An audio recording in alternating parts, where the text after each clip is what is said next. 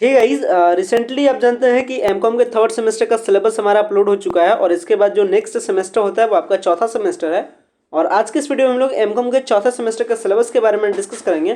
क्या कुछ पढ़ना पड़ता है, चौथे सेमेस्टर थोड़ी सी कॉम्प्लिकेटेड होती है। चीज़ें थोड़ी सी कॉम्प्लिकेटेड होने का कारण हो जाता है कि यहाँ पे जो कोर पेपर है ये भी आपका आपके सिलेक्शन पर डिपेंडेंट है।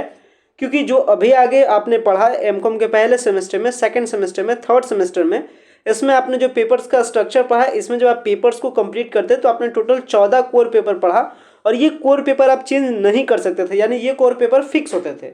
लेकिन इस एमकॉम के चौथे सेमेस्टर में कोर पेपर का भी डिसीजन आपके ऊपर होता है। अगर मतलब कहने का मतलब आप किस स्पेशल फील्ड में पढ़ते हैं, जिस भी आप स्पेशल फील्ड में पढ़ते हैं उसी का कोर पेपर पढ़ना पड़ता है। तो इस चौथे सेमेस्टर में 2 कोर पेपर पढ़ना पड़ता है जिसका नाम कहलाता है एमकॉम कॉम ईसी। ईसी का मतलब इलेक्टिव कोर पेपर, यानी कोर पेपर भी आपको चूज करना है। और ये आपका पहले आपका जो कोर पेपर होता था वो सेंट्रल कोर पेपर, यानी वो फिक्स रहता था। सेकंड जो ये जो चौथा सेमेस्टर इसमें इलेक्टिव कोर पेपर होता है, तो इसके अकॉर्डिंग आपको 2 कोर पेपर पढ़ना पड़ता है। कोर पेपर पढ़ने के बाद ये कि 100 मार्क्स का आपका कोर पेपर होता है। साथ में आपको ये जो आपका अदर पेपर है इसमें आपको पढ़ना पड़ता है डिसिप्लिन स्पेसिफिक इलेक्टिव पेपर, एक आपको पढ़ना पड़ता है 100 मार्क्स का, और एक आपको पढ़ना पड़ता है जनरल इलेक्टिव पेपर, ये भी आपके चॉइस पर है। तो ये कह सकते हैं कि ये जो चौथा सेमेस्टर है ये बेसिकली आप पर डिपेंड करता है कि आप किस सेक्टर में अपना चॉइस दिखाते हैं, आपको किस फील्ड में जाना है, उसके अकॉर्डिंग आप अपने पेपर्स को लेकर के चूज कर सकते हैं। जैसे सेमेस्टर 4 में आपको चूज करना होता है कि किस पेपर को लेकर के आपको पढ़ना है। अगर आप स्पेशलाइजेशन होते हैं अकाउंटिंग एंड फाइनेंस सेक्टर में तो आपको पढ़ना पड़ता है corporate tax planning and management. Second में आपको पढ़ना पड़ता है एडवांस कोस्ट अकाउंटिंग सिस्टम। और डीएससी और जीई का पेपर तो आपके इलेक्टिव पे है जो आप पढ़ सके। इसके बाद अगर आप स्पेशलाइजेशन लेते हैं अपना मार्केटिंग का तो फिर आपको पढ़ना पड़ेगा service marketing, retail management. And अगर आप अपना स्पेशलाइजेशन लेते हैं ह्यूमन रिसोर्स मैनेजमेंट में तो आपको पढ़ना पड़ता है industrial relations in India, labour welfare and social security, इस तरीके से। तो जो भी आपको पढ़ना पड़े उस अकॉर्डिंग आप पेपर्स का डिसाइड कर लीजिएगा। मतलब जो इलेक्टिव यानी जो कोर पेपर है उस कोर पेपर में भी आपको क्या चॉइस रखना है वो आपके फील्ड के अकॉर्डिंग डिसाइड होता है, आपके स्पेशलाइजेशन के अकॉर्डिंग डिसाइड होता है। जिसमें आपका स्पेशलाइजेशन है अकाउंटिंग एंड फाइनेंस सेक्टर में, मार्केटिंग सेक्टर में, ह्यूमन रिसोर्स मैनेजमेंट सेक्टर में। बाकी एक आपको डीएससी का पेपर पढ़ना है जिसमें आपका कहलाता है डिसिप्लिन स्पेसिफिक इलेक्टिव पेपर, और एक आपका कहलाता है जीई यानी जनरल इलेक्टिव पेपर।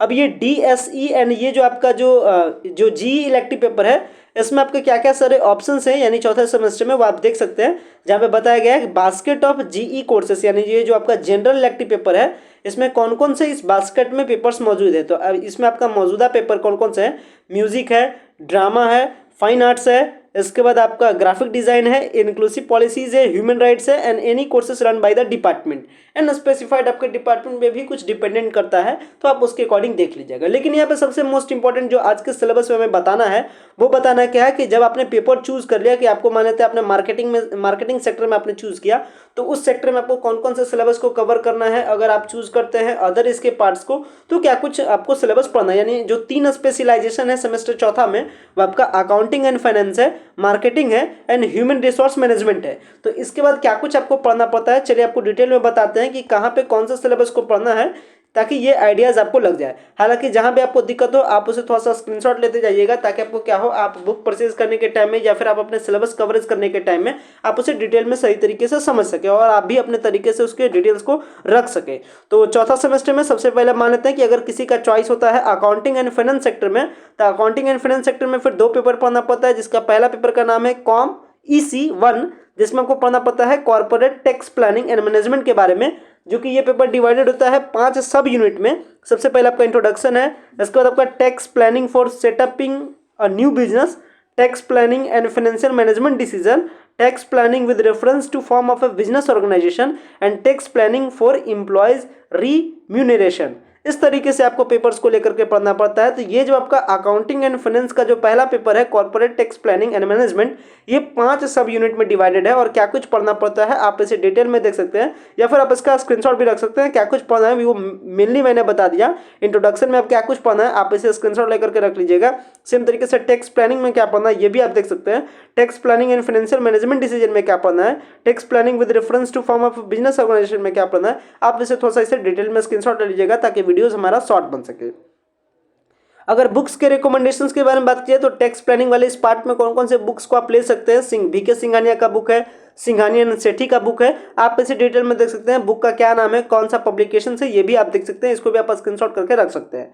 इसके बाद अगर आपने स्पेशलाइजेशन रखा अकाउंटिंग एंड फाइनेंस सेक्टर में तो सबसे पहला पेपर तो हो गया corporate tax planning and management, but second paper आपका होता है एडवांस कॉस्ट अकाउंटिंग सिस्टम, और इसमें आपको पढ़ना होता है same as 5 unit, introduction, services costing, marginal costing, differential costing and recent development in cost accounting में। अब इसमें डिटेल में क्या कुछ पढ़ना है आप इसे सेम एज स्क्रीनशॉट करके रख सकते हैं कि क्या कुछ इसमें डिटेल में आपको पढ़ना है, आप इसे देख सकते हैं। अगर बुक्स के रिकमेंडेशंस को लेकर के अगर बातचीत की जाए तो बुक्स रिकमेंडेशन में आप सक्सेना का पढ़ सकते हैं, किशोर रवि का पढ़ सकते हैं, भार का पढ़ सकते हैं। आप इसे बुक्स के रिकमेंडेशंस को भी आप स्क्रीनशॉट करके रख सकते हैं। तो अगर आपका स्पेशलाइजेशन इस सेक्टर में है तो आपको कौन कौन से कंटेंट पढ़ना है ये आपको समझ में आ गया होगा।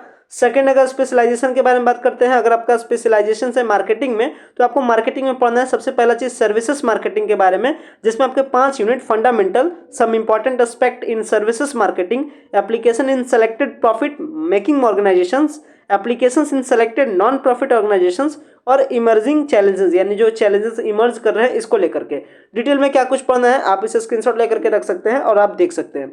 आगे बढ़ते हैं तो इसमें बुक्स के रिकमेंडेशंस को लेकर के बात की जाए तो नीचे आपको बताया गया है। आगे अगर बढ़ते हैं तो फिर आपका आता है रिटेल मैनेजमेंट में, यानी ये जो आपका अगर आप मार्केटिंग का सेक्टर लेते हैं तो मार्केटिंग सेक्टर में 2 पेपर, पहला पेपर के बारे में ऊपर में हमने डिस्कस किया, सेकंड पेपर यहाँ पे जिसका नाम है रिटेल मैनेजमेंट, और रिटेल मैनेजमेंट में आपको आना चाहिए इंट्रोडक्शन, इसका प्लानिंग एंड फिर आपका जो अंडरस्टैंडिंग है, फाइनेंस एंड लोकेशन होना चाहिए आपको पता, HRM डिटेल पता होना चाहिए और रिटेल मार्केटिंग के बारे में आपको पता होना चाहिए। सेम एज आप स्क्रीनशॉट ले सकते हैं, यहाँ पे आपको बुक्स के रिकमेंडेशंस भी आपको दिख रहे होंगे। आगे बढ़ते हैं तो अगर आपका स्पेशलाइजेशन होता है in field of human resource management में तो आपको क्या कुछ पढ़ना है। इसमें पढ़ना है आपको industrial relations in India, industrial relations of India 5 सब पार्ट में डिवाइडेड है, जिसमें पहला आता है industrial relation in India and emerging challenges, क्या कुछ पढ़ना पड़ता है आप इसे देख सकते हैं, जिसमें आपका industrial relations, the concept evolution of industrial relations, emerging trends in industrial relations in an era of globalization. Same तरीके से सेकंड पॉइंट आपको trade unionism and collective bargaining, grievance redressal and discipline mechanism. इसके बाद आपको पढ़ना है industrial conflict and regulations of industrial disputes. इसके बाद आपको पढ़ना है वर्कर्स का पार्टिसिपेशन। आगे अगर बढ़ते हैं बुक्स के रिकमेंडेशंस को लेकर के तो बुक्स के रिकमेंडेशंस को आप जनरली यहाँ पे देख सकते हैं। आगे पढ़ते हैं, यानी अगर आपका इस सेक्टर में ह्यूमन रिसोर्स मैनेजमेंट में अगर आप इस पेपर में चॉइस रखते हैं तो आपको एक और पेपर पढ़ना पड़ता है जिसका नाम आता है labour welfare and social security. तो labour welfare and social security के पेपर में क्या कुछ पढ़ना देख सकते हैं। सबसे पहला labour welfare, second labour welfare in India, इसके बाद आपको पढ़ना पड़ता है इंटरनेशनल लेबर ऑर्गेनाइजेशन, इसके बाद आपको पढ़ना है social security and social security in India, जो कि आप यहाँ पर देख सकते हैं कंटेंट में, आप इसका स्क्रीनशॉट रख सकते हैं। बुक्स के रिकमेंडेशंस को भी आप नीचे देख सकते हैं। तो कह सकते हैं ऑल ओवर जो आपका चौथा सेमेस्टर होता है वह आपके चॉइस पर डिपेंड करता है कि आप कोर पेपर को क्या बनाते हैं, उसके अकॉर्डिंग आपको क्या करना आता है, पढ़ना पड़ता है। तो आशा करते हैं वीडियो आपको समझ में आ गया होगा। वीडियो को इन करते हैं। Thanks a lot for watching this very important video.